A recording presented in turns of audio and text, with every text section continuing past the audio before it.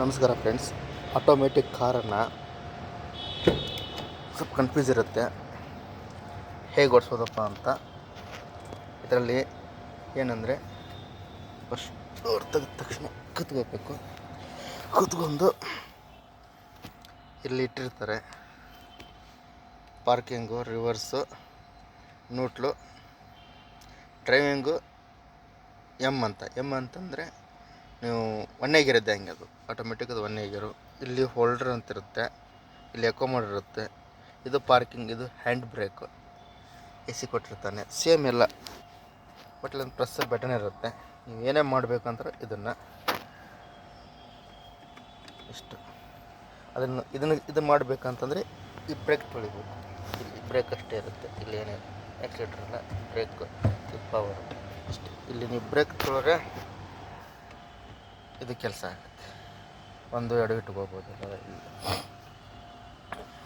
ಇಲ್ಲಿ ಸ್ಟಾರ್ಟ್ರನ್ನ ಇಲ್ಲ ಇಲ್ಲೇ ಕೊಟ್ಟಿರ್ತಾನೆ.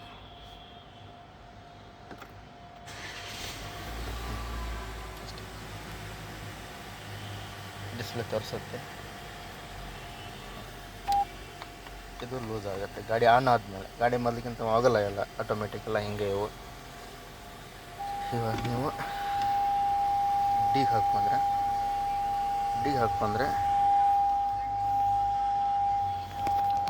ಒದರ್ತಾ ಇದೆ ಡೋರ್ ಬಸ್ಗಳನ್ನ. ಓಕೆ,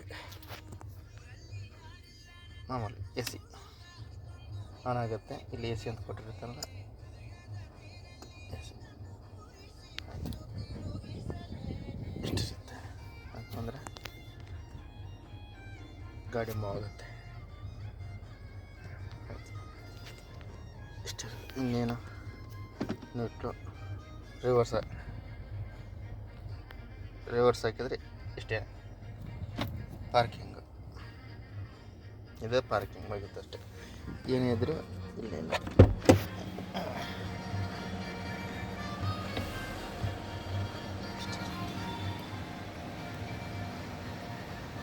ಇವಾಗ ಗ್ಲಾಸ್ ಒದರ್ಸೋದು ಯೂಸ್ ಇಲ್ಲ.